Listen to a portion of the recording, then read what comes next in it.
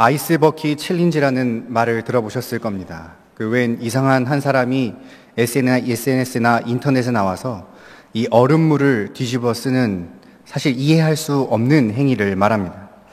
이 아이스 버킷 챌린지라는 것은 희귀병인 루게릭 환자에 대한 사회적 관심을 불러일으키고자 시작된 캠페인입니다.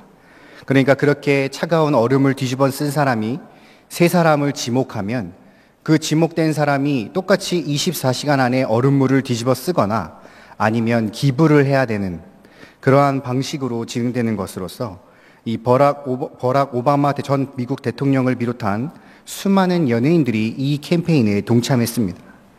그들의 유명세를 타고 일반인들에게도 이 캠페인의 목적과 의미가 널리 알려져 많은 사람들이 이 루게릭병에 관한 관심을 가지고 기부하게 된 계기가 된 것입니다. 이 아이스버킷 챌린지 이전에도 유명인이 봉사나 사회운동, 기부에 앞장서서 대중의 관심과 실천을 이끌어낸 사례가 많은데 바로 그 중에 미국 할리우드의 인기배우였던 오드리 헵번이 그 대표적인 예입니다. 그녀는 기아와 질병에 시달리는 아프리카 어린이들을 구호 활동하기 위하여 헌신적으로 나서서 전 세계의 사람들을 감동시켰습니다. 그녀는 10대 후반부터 광고 모델, 뮤지컬 배우 등으로 활동하여 아름다운 외모와 우아한 자태, 뛰어난 연기력으로 세계인의 마음을 사로잡았지만 그녀가 오늘날 아름다운 사람으로 기억되는 이유는 결코 이런 외형적인 것 때문이 아니었습니다. 언제나 자신이 맡은 역할에 최선을 다하는 태도와 또한 성실함, 세계적인 스타가 되고도 늘 주변 사람을 존중하는 겸손한 등의 인성을 갖추었을 뿐만 아니라 무엇보다도 1988년 유니세프 친선대사로 임명되어 죽는 날까지 굶주림과 질병으로 고통받는 어린이들을 돕는 데 헌신하였기 때문입니다. 그녀는 누군가의 요청을 받은 것이 아니라 스스로 원해서 유니세프의 친선대사가 되었는데 이는 자신의 인기와 유명세가 어려운 사람들을 돕는 데 큰 힘이 된다는 사실을 깨달았기 때문입니다. 그래서 그녀는 도움이 필요한 어린이가 있는 곳이라면 전염병이 창궐한 곳이나 내전이 벌어져 위험한 지역도 마다하지 않고 달려갔으며 또한 각종 언론 매체를 통해 어린이들을 살리는 데 동참해달라고 간절히 호소했다는 것입니다. 그녀가 이렇게 고통받은 어린이들을 도우려는 헌신의 이유는 어린이 한 명을 구하는 것이 축복임을 굳게 믿었기 때문입니다. 그래서 자신 스스로에게 어린이 100만 명을 구하는 것을 목표로 두고 직장암으로 세상을 떠나는 날까지 구호 활동을 하였으며 그녀의 이러한 헌신적인 삶은 많은 사람들에게 감동을 주었으며 가장 아름다운 영화배우로 사람들에게 손꼽히는 이유가 된 것입니다. 사람들은 누구나 다 헌신적인 삶을 살아갑니다. 오드리 헵번과 같은 어려운 사람을 돕는 구호 활동이든 돈을 버는 경제 활동이든 자신이 가장 좋아하는 취미이든 다만 그 대상과 역할이 다를 뿐 저마다 자신이 추구하는 이유에 따라 몸과 마음을 다 바쳐 힘쓴 한 가지 일에 매진한다는 것입니다. 오늘 본문에도 그야말로 헌신을 다하는 한 사람이 있는데 바로 사도 바울입니다. 그는 예수님께서 주신 사도의 직무를 감당하기 위해 누구보다도 헌신적으로 임했던 사람입니다. 언제나 예수 그리스도를 전하기 위해 자연재해나 인재의 온갖 위험과 위기를 무릅썼고 추위와 더위와 같은 기후를 견뎌냈으며 배고프고 잠 못 자고 쫓기는 온갖 요소 가운데서도 끝까지 사도직을 헌신적으로 수행했던 인물이었습니다. 그럼에도 그를 의심하는 사람들은 적지 않았습니다. 당시 고린도 교회에 들어온 거짓 교사들은 교인들에게 외모를 자랑하고 육신의 기준에 따라 판단하였습니다. 그들은 멋진 웅변 솜씨와 유명인들로 받은 추천서, 사람들이 부러워할 만한 배경과 경험들을 가지고 있었습니다. 그들은 그런 외형적인 것을 가지고 사도 바울의 사도권을 의심하였으며 육신에 따라 아는 지식으로 사도 바울의 복음을 부정했던 것입니다. 이에 사도 바울은 오늘 본문의 11절에서 12절의 말씀을 통해 우리는 주의 두려움을 알므로 사람들을 권면하거니와 우리가 하나님 앞에 알려졌으니 또 너희의 양심에도 알려지기를 바라노라. 우리가 다시 너희를 자천하는 것이 아니요 오직 우리로 말미암아 자랑할 기회를 너희에게 주어 마음으로 하지 않고 외모로 자랑하는 자에게 대답하려 하는 것이라고 말한 것입니다. 11절은 사도 바울이 자신은 진정 하나님을 두려워하는 하나님 경외의 신앙 자세를 지키는 자이며 자신이 사도직을 감당하는 것은 언제나 하나님 앞에 완전히 드러내고 있음을 의식한다라는 의미입니다. 그렇기 때문에 자신이 이런 사도임을 교인들이 양심적으로 알아주기를 바랬던 것입니다. 그러나 이는 결코 자신을 위대한 사도로 높인 것은 아닙니다. 이는 자신이 어떠한 이유로 이 사도직을 헌신적으로 감당할 수 있었는지 그 이유에 대해 너희가 알기만 한다면 외모를 자랑하는 이들 앞에 자신들을 자랑하며 대답할 수 있음을 강하게 말했다는 것입니다. 오늘날 성도로 살아가는 우리 또한 하나님의 일을 가장 우선시하여 그야말로 몸과 마음을 바쳐 헌신하는 것을 당연하게 여기는 자들입니다. 특별히 오늘과 같이 온 주일을 예배와 봉사로 헌신하신 경양의 성도님들이나 이 자리에 앉아 헌신을 결단하시는 등촌 양천교구 성도님들이 그러하지 않습니까? 그렇다면 왜 남들은 휴식과 쾌락을 추구하는 이 시대에 우리는 피곤하고 고된 몸을 이끌고 언제나 하나님의 일에 헌신을 다해야 하는 것입니까? 저와 여러분들은 이 시간 본문을 통하여 성도가 하나님의 일에 헌신을 다할 수밖에 없는 그 이유가 무엇인지를 함께 상고해 보고자 합니다. 첫째로 성도는 우리를 구원하사 삶의 관점과 목적을 완전히 바꾸신 그리스도의 사랑 때문에 헌신을 다할 수밖에 없습니다. 13절부터 17절까지 말씀을 함께 합독하겠습니다. 우리가 만일 미쳤어도 하나님을 위한 것이요 정신이 온전하여도 너희를 위한 것이니 그리스도의 사랑이 우리를 강권하시는도다.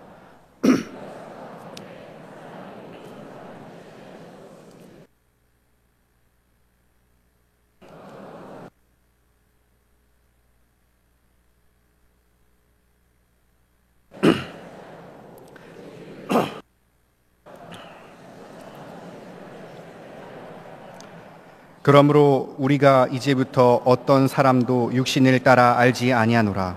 비록 우리가 그리스도도 육신에 따라 알았으나 이제부터 그같이 알지 아니하노라.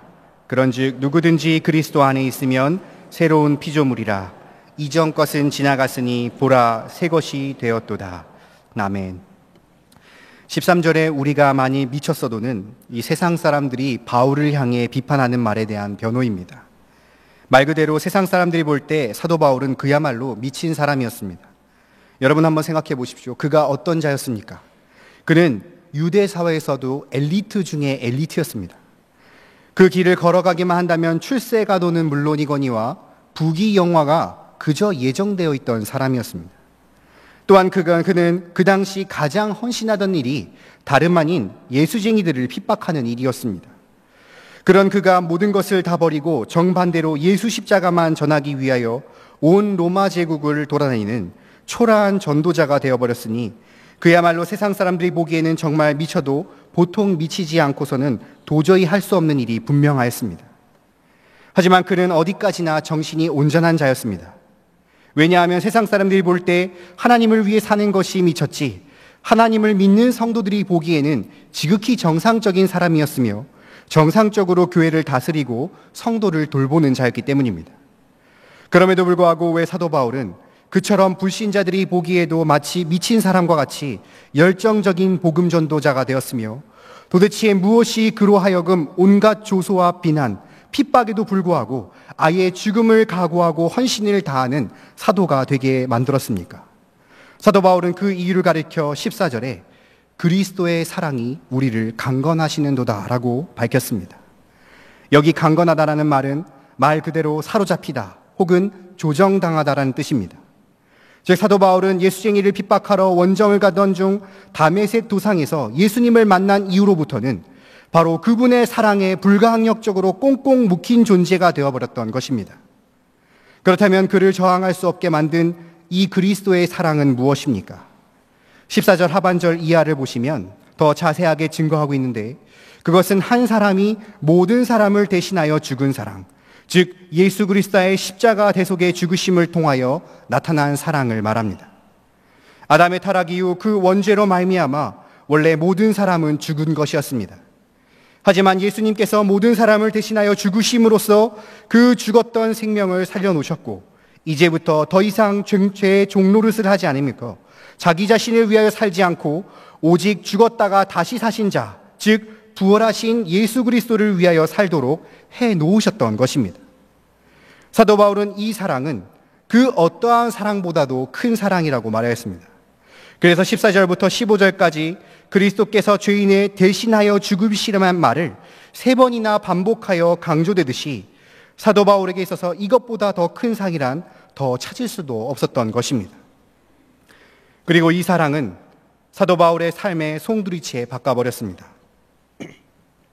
먼저 예수님을 아는 방법을 완전히 바꿔놨는데 16절에 그리스도도 육체대로 알았으나 라고 한 대로 이런 그리스도의 사랑을 알기 전에는 예수님을 그저 세속적 논리에 의해 천하에 둘도 없는 이단의 교주로 판단했습니다. 그래서 그는 정말 세상 헌신적으로 교회와 성도를 박해하고 핍박했던 것입니다. 하지만 예수님을 십자가에서 죄인을 대신하여 죽으신 그 사랑을 통하여 그는 예수님을 새로운 시각으로 보게 되었고 이전과 완전히 다른 삶을 살게 된 것입니다. 그래서 그는 눈이 뜨인 그날 이후로부터 17절 말씀처럼 이전 것은 지나가고 이제 그리스도 안에 있는 새로운 피조물이 되었던 것입니다. 그야말로 삶을 바라보는 관점과 목적이 이전과 정반대가 되어버린 새 사람이 된 것입니다. 오직 그리스도 사랑 안에서 그 사랑 없이는 아무것도 하지 못하는 사람으로 싹 바꿔버린 것입니다. 바로 이 그리스도 사랑이 담메색 도상에서 예수님을 만난 그날부터 지금까지 하루도 빠짐없이 사도 바울을 강권하였던 것입니다. 그 사랑에 눈뜬 그는 삶의 관점도 목적도 완전히 바뀌어버린 새 사람이 되었던 것입니다. 그리고 이 사랑이 그가 목숨을 내놓고 사도직에 헌신할 수 있는 이유가 되었던 것입니다. 영화 마라톤을 아십니까? 실화를 바탕으로 한 이 영화는 자폐증이라는 청척병력과 같은 진단을 받고 몸은 어른이지만 정신은 아이에 머무르고 있는 초은이와 그리고 또 이를 능숙하게 연기하여 찬사를 받은 배우 조성우 씨가 나온 영화입니다. 이런 자폐아를 일을 감당해야 하는 그의 어머니 경숙의 헌신적인 사랑을 영화에 다루고 있으며 많은 이들에게 감동을 주었습니다. 아무것도 할 수 없이 살아가야 할 아들의 미래 앞에 좌절했던 어머니는 초원이가 달리기를 할 때만큼은 남들과 다르지 않는 모습에 희망을 가지고 사랑으로 훈련시키기 시작합니다. 함께 열심히 수영을 다니고 계단을 몇백 개씩 함께 걷고 수킬로를 함께 달리는 등 그야말로 헌신을 다해 사랑으로 초원이의 꿈을 향해 달려나갑니다. 그리하여 마라톤 서브 3 42.195km를 바로 3시간 안에 끊는 것을 목표로 유명 선생님을 모시고 훈련하는 것입니다. 하지만 어느 날 마라톤 선생님과 다툼 중 어머니는 자식을 위한 헌신적 사랑인지 자기 자신의 집착 또는 만족인지 착각하지 말라는 이 선생님의 말에 혼란스럽게 됩니다.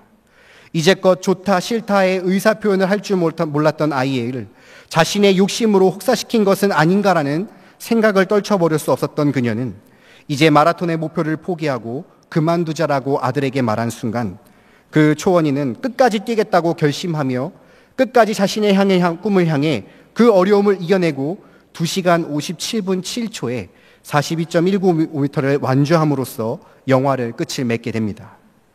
아무것도 할 줄 몰랐던 그에게 희망의 길을 마련하기 위한 어머니의 헌신적 사랑은 때론 초원이에게 분명 강압적이었을지는 모르겠습니다.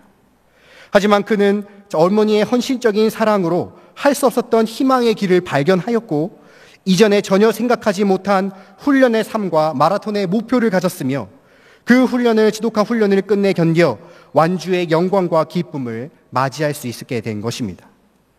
이처럼 우리 또한 예수님께서 친히 다가와 주시지 않았다면, 그 사랑을 보여주시지 않았다면 우리는 그저 영벌받을 죄인에 불과합니다. 예수를 믿기 전 우리의 모습이 어떻습니까? 죄가 죄인지도 모르는 전적 부패의 상태입니다. 죄를 알더라도 스스로 구원할 수 없는 전적 무능력한 상태, 그야말로 아무것도 할 줄 모르는 사람이었습니다. 그러니 그러한 인생이 추구할 게 무엇이겠습니까? 그저 돈 많이 버는 것, 그러한 삶의 목표가 무엇이겠습니까? 성공, 아파트, 차와 같은 물질일 뿐일 것입니다. 그저 우리 가족만 잘 살면 된다는 이기적인 삶을 제일로 생각하며 살아갈 것입니다. 그러나 예수님께서 친히 우리에게 그 사랑을 나타내셨습니다. 아니, 나타내신 것뿐만이 아니라 그 사랑을 우리에게 강권하신 것입니다. 친히 우리를 대신하여 죽으신 그 십자가 해속의 사랑을 통하여 구원하신 이 거부할 수 없는 사랑으로 우리를 완전히 사로잡아 이전 것은 다 지나가고 새로운 피조물로 만드시는 역사를 친히 체험하게 하신 것입니다. 그리하여 주신 사명에 헌신할 수밖에 없는 길로 인도하신 것입니다. 우리에게 참 많은 헌신할 것들이 있습니다. 성도의 기본 소양으로 지켜야 할 예배와 교회 봉사 이뿐만 아니라 경영해 주신 희년맞이 비전까지 능히 감당해야 할 수밖에 없는 수많은 헌신이 우리 눈앞에 그리고 또 앞으로 있을 수 있는 것입니다. 이러한 감당해야 할 헌신이 벅차다고 생각하십니까?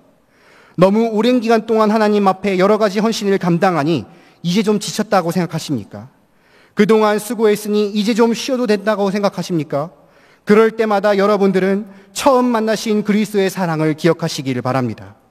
처음 만나주셔서 결코 예수쟁이가 될 수 없는 나를 사로잡아 이전 인생과 송두리째 다른 완전한 피조물로 바꿔주신 그 역사를 기억하시기 바랍니다. 그 사랑이 바로 우리가 하나님 앞에 헌신을 다할 수밖에 없는 이유라는 사실을 분명히 깨닫고 주신 사명을 헌신을 다하여 감당하시기를 바랍니다.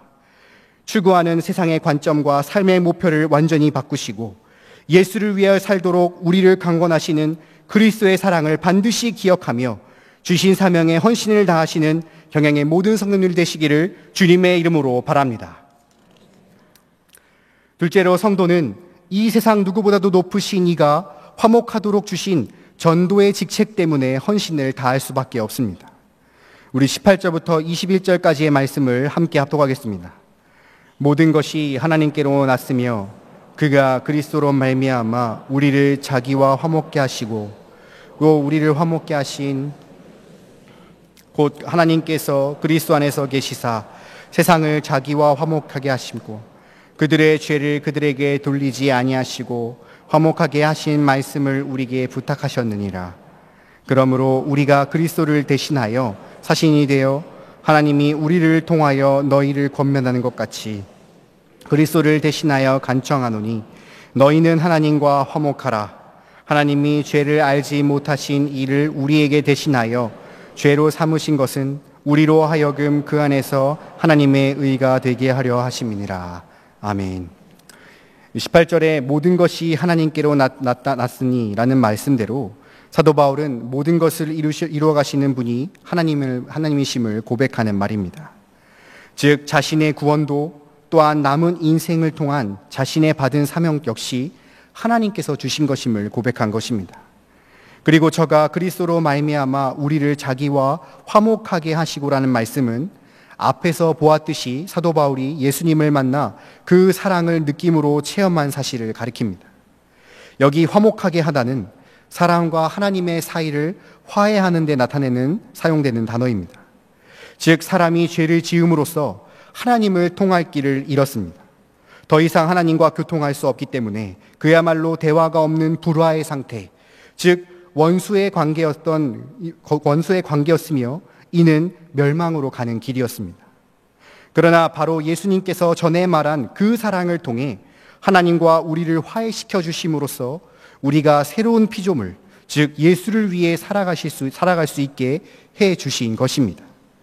바로 이 절대적으로 피로 불가결한 화목이라는 단계를 바로 예수님 그리스도의 십자가가 해결해 주었으며 사도 바울 역시 이 화목하게 하심의 은총을 만끽하면서 구원의 반열에 들게 된 것입니다. 그리고 그렇게 은혜를 베풀어 주신 하나님께서는 사도 바울에게 특별한 직책을 주셨는데 바로 화목하게 하는 직책을 주셨습니다.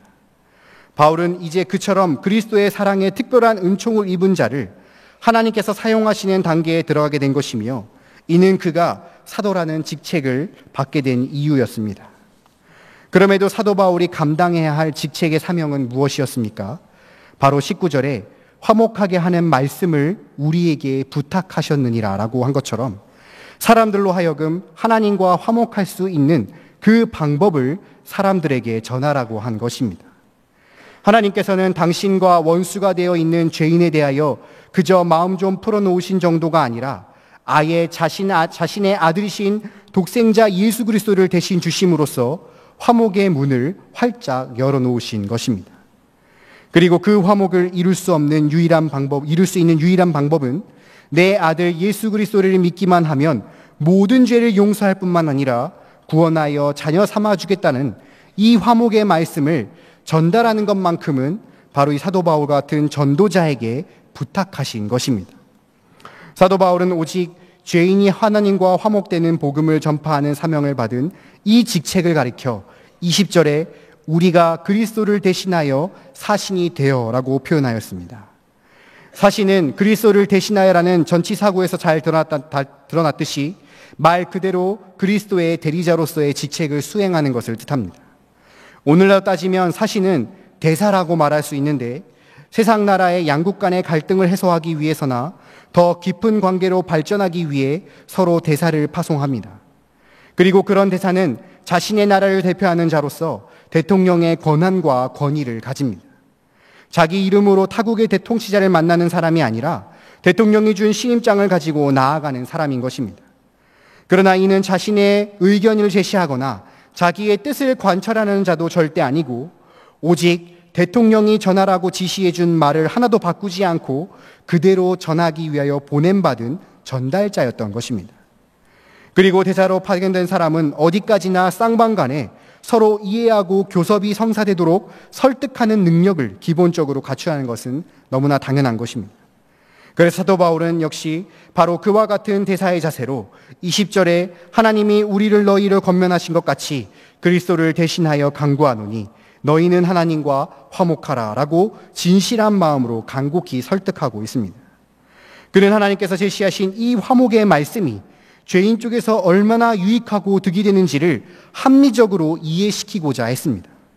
그래서 21절을 통하여서 하나님께서 죄 없으신 당신의 독생자를 우리 대신 대속의 제물로 삼으셨으므로 그 예수 그리스도를 통해 죄인도 의인이 될 수 있음을 끝까지 부가 설명하면서 헌신적으로 화목하도록 설득하였던 것입니다. 그는 높고 높으신 하나님께 은혜로 제의를 하신 이 화목을 기쁨과 감사로 받아들이고 너무나 귀한 전도자의 직책을 받았습니다. 이러한 화목의 감격과 맡기신 귀한 직책이 그가 사도직을 헌신되게 감당하던 이유가 될 수 있었던 것입니다. 993년 고려 성종 12년에 거란이 80만의 대군을 이끌고 고려에 쳐들어왔습니다. 무엇보다도 압도적인 군병수에 압도당한 조정의 대신들은 이 성경 이북의 땅을 바쳐서라도 전쟁을 막자는 주장이 크게 일렀고 성종 또한 그 의견으로 기우는 듯 했습니다. 그러자 문관 출신에도 병관어사, 즉 현재로 국방부 대변인급에 해당되는 지위에 서희라는 자가 서경 이북의 땅을 떼어주는 것에 반대하며 자신을 사신으로 보내주실 것을 요청하였습니다. 성종 또한 한 번 협상한 뒤에 다시 논의해도 늦지 않다고 하여 서희를 사신으로 보냈던 것입니다. 거란의 철수의 명령을 받은 서희는 즉시 거란군의 총사령관이었던 소손영과 직접談判하기 위하여 거란의 주둔지인 봉상군으로 갔습니다. 그리고 배짱과 뚝심으로 협상을 진행해 나갔습니다. 서희의 인품을 비범하게 여기며 협상을 진행한 소손영은 협상 내내 서희에게 끌려다녔습니다. 그리고 이 때를 놓치지 않는 서희는 고구려의 역사적 영고권 논쟁과 국교 논쟁에 승리하고 오히려 이談判의 기회를 통하여 고구려 옛 땅의 회복이라는 난제까지 협상한 결과 서경 이북의 땅을 잃으며 항복한 것이 아닌 오히려 강동 6주의 땅을 거꾸로 얻어냄과 동시에 낙타 10두, 말 100필과 양 1000마리 등의 여러 가지 선물까지 받았던 것입니다. 그야말로 적군을 철수하라는 왕의 사신이자 나라의 대표로 나간 서희는 자신의 지혜와 헌신을 다한 결과 왕의 명령에 100% 임무를 수행할 뿐만 아니라 더 좋은 결과를 나타냈던 것입니다. 이처럼 우리 또한 자신이 받은 모든 지혜와 달란트를 사용하여 다른 이를 화목케 하라는 직책, 즉 그리스도의 사신의 역할을 헌신적으로 감당해야 합니다. 전도는 하나님께 달려있는데 굳이 내가 하지 않아도 된다는 전도의 자리에 굳이 서지 않거나 그냥 대충 하는 신용만 해서는 안 되는 것입니다. 언제 어느 때나 전하고 자신의 모든 것을 동원하여 이 사명을 감당하는 데 반드시 헌신해야 하는 것입니다. 우리는 하나님께 받은 여러 가지 직분이 있습니다. 목사, 장로, 권사, 집사와 같은 기본직부터 시작하여 신방장, 구역장, 교사, 찬양대원까지 적게는 한 개부터 많게는 두세 가지의 각각 역할이 다른 직분을 감당하고 있습니다. 그리고 이 직분을 감당하다 보면 자연스럽게 가장 소홀히 하게 되는 것이 바로 전도의 직책인 것입니다. 그러나 성도 여러분, 끊어져 버린 하나님과의 나의 관계를 예수님께서 그 사랑으로 다시 화목케 하신 것을 체험하시지 않았습니까? 그 화목하게 하심으로 인하여 나의 삶과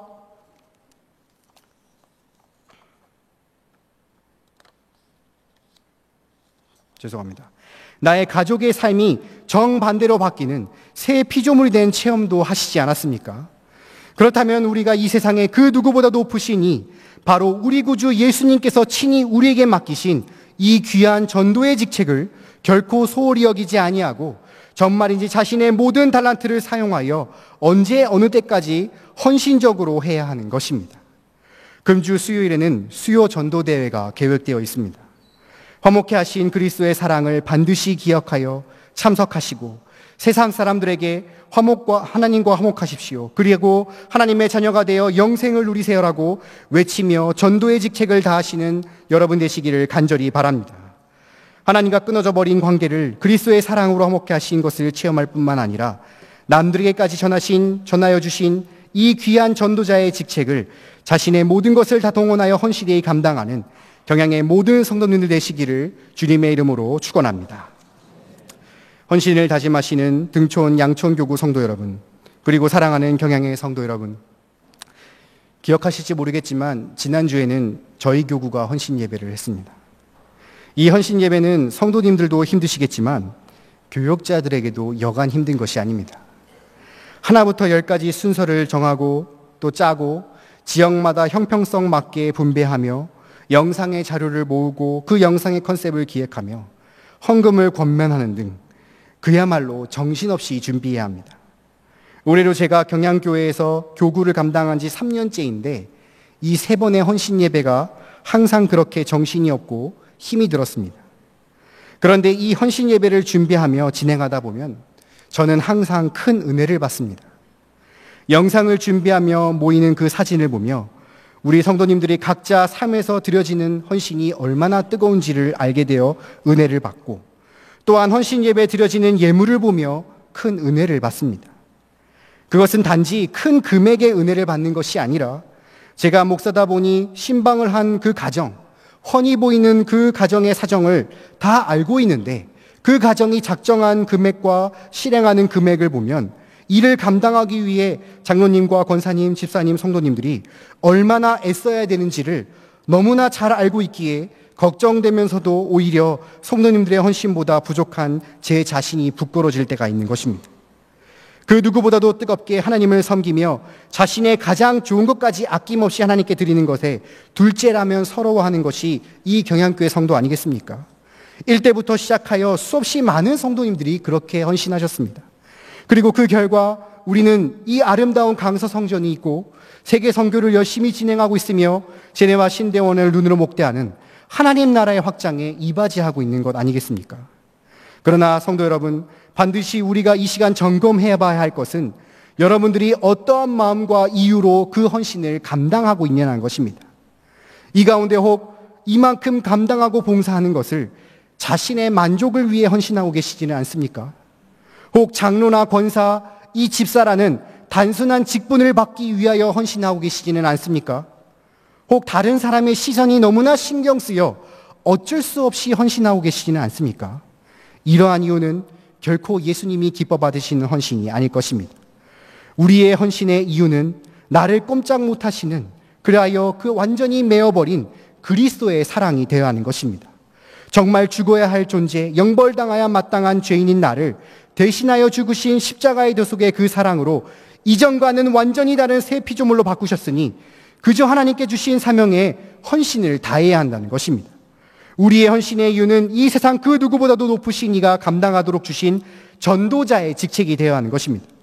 그리스도의 사랑으로 화목케 하신 은혜를 체험하였다면 능히 다른 이에게 영생할 수 있는 이 귀한의 복음의 말씀을 자신의 능력을 10분 발휘하여 반드시 전하여 원하는 결과를 얻어내는 그리스도의 사신이 되어야 하는 것입니다. 우리를 사로잡은, 오직 예수님만을 살기 위하여 사로잡은 이 변화시킨 그리스도의 사랑과 높으신 이가 화목케 하신 이 전도자의 직책으로 헌신의 바른 이유를 깨달으심으로써 주신 사명을 아름답게 감당하여 더욱더 하나님께 영광 돌려드리는 경양의 모든 성도님들 되시기를 주님의 이름으로 간절히 축원하겠습니다.